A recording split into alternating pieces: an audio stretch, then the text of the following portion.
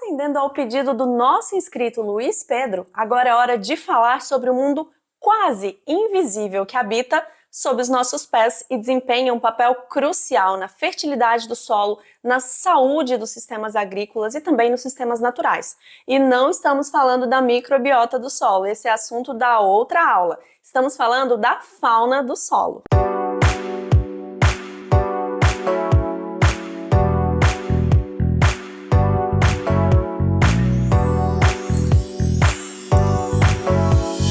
Nessa primeira aula do módulo Fauna do Solo, nós vamos conhecer esse grupo de organismos e qual a principal classificação que eles recebem. Para começar, é importante você compreender do que exatamente nós estamos falando quando nós nos referimos ao termo fauna do solo. Para isso, vamos nos localizar dentre todos esses vários módulos que nós estamos percorrendo aí ao longo do caminho. Nós já falamos lá na aula de introdução de matéria orgânica que essa matéria orgânica ela engloba componentes não viventes, como os ácidos úmicos, fúlvicos, umina, e também alguns componentes vivos. E aqui nesses componentes vivos é que nós estamos então nos localizando hoje. Só que dentro desse grupo de componentes vivos da matéria orgânica, nós ainda podemos dividi-los em organismos presentes no solo, como micro-organismos e macro-organismos. Ótimo, é exatamente aqui que eu queria chegar com você até o momento, nos macro-organismos. Agora, se você parar para pensar, com certeza você já se deparou inúmeras vezes com animais vertebrados e invertebrados que possuem exatamente o solo como seu hábitat natural. Minhocas, cupins, formigas, tatuzinhos de jardim. E todos esses animais vivem no solo, sendo invertebrados ou vertebrados, eles são pertencentes ao grupo da fauna do solo, que é o tema central desse módulo aqui. E como se trata de um grupo com uma biodiversidade muito grande, uma biodiversidade incrível, na verdade, nós acabamos dividindo didaticamente, claro, esses animais do solo para facilitar tanto o estudo das suas funções nos ecossistemas, vocês vão ver isso nas próximas aulas, quanto também para avaliar essa biodiversidade existente. Então, já que a gente está falando em classificação, saibam que há diversas formas pelas quais nós podemos classificar essa fauna do solo. Pode ser classificada de acordo com as suas funções, de acordo com os seus hábitos, com os táxons, com o tamanho, mas especialmente para fins didáticos, nós vamos utilizar aqui nessa aula a classificação mais comum, que vem sendo feita com base no diâmetro do corpo desses animais. E considerando esse critério, nós teremos então 4 grupos compondo a fauna do solo.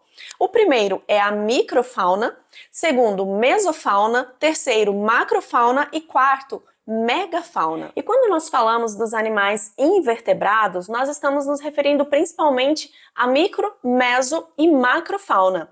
Já a megafauna, ela é principalmente representada, em sua maioria, por animais vertebrados, que podem ser insetívoros ou roedores, mas nós também temos ali alguns representantes invertebrados que têm um tamanho maior e não se encaixam ali nos grupos anteriores, como a macrofauna. E embora nós tenhamos aulas específicas para cada um desses grupos logo mais à frente, vamos falar mais ou menos de forma introdutória sobre cada um desses grupos aqui.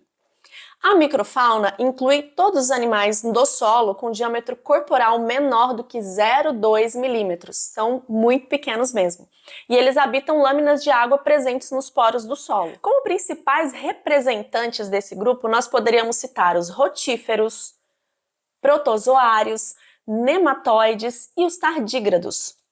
Eles possuem um ciclo de vida bem rápido e eles se alimentam essencialmente de outros animais, de raízes de plantas como os parasitas e predadores e também de micro-organismos, sejam bactérias, fungos, algas, actinomicetos. Já a mesofauna, que é o segundo grupo, inclui todos os animais do solo que têm um diâmetro corporal entre 0,2 milímetros e 4 milímetros. Esse grupo de organismos vai incluir enquitreídeos, pseudo-escorpiões, ácaros, colêmbolos, animais da ordem Protura, sinfílios, pequenos insetos, pequenas aranhas e outros artrópodes pequenos que também se enquadram ali naquela faixa de tamanho. Esses animais, eles se alimentam principalmente de matéria orgânica em decomposição, de fungos, de outros organismos menores presentes ali no solo, especialmente nematóides, protozoários, que são ali os representantes da microfauna. Já a macrofauna, que é o terceiro grupo, inclui todos aqueles animais do solo com diâmetro corporal entre 4 milímetros e 80 milímetros.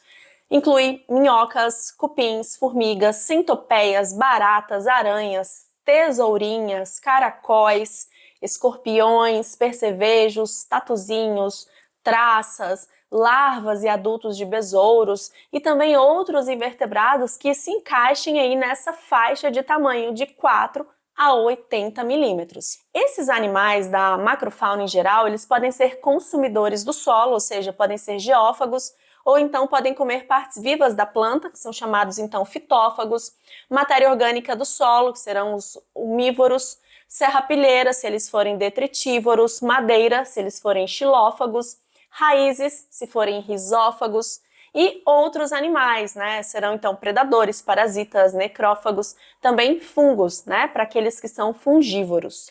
E o quarto e último grupo é a megafauna do solo, que inclui todos aqueles organismos do solo que têm um tamanho, um diâmetro corporal maior do que 80 milímetros ou 8 centímetros. Esse grupo da megafauna não é considerado por todos os autores da área da biologia do solo, mas como muitos desses autores consideram, então a gente vai com certeza incluir e vamos abordar a megafauna aqui no nosso módulo também de organismos do solo. São considerados megafauna do solo animais como topeiras, musaranhos, alguns roedores, anfíbios, alguns répteis. Também inclui os grandes invertebrados, como por exemplo, algumas espécies de minhocas muito grandes, né, ou gigantes que não se encaixam ali na macrofauna e acabam sendo também, então, considerados como megafauna. Bom, nessa aula introdutória nós vamos ficando por aqui, mas fique de olho, fique ligado aí nas próximas aulas do módulo, porque a gente vai falar individualmente sobre cada um desses grupos.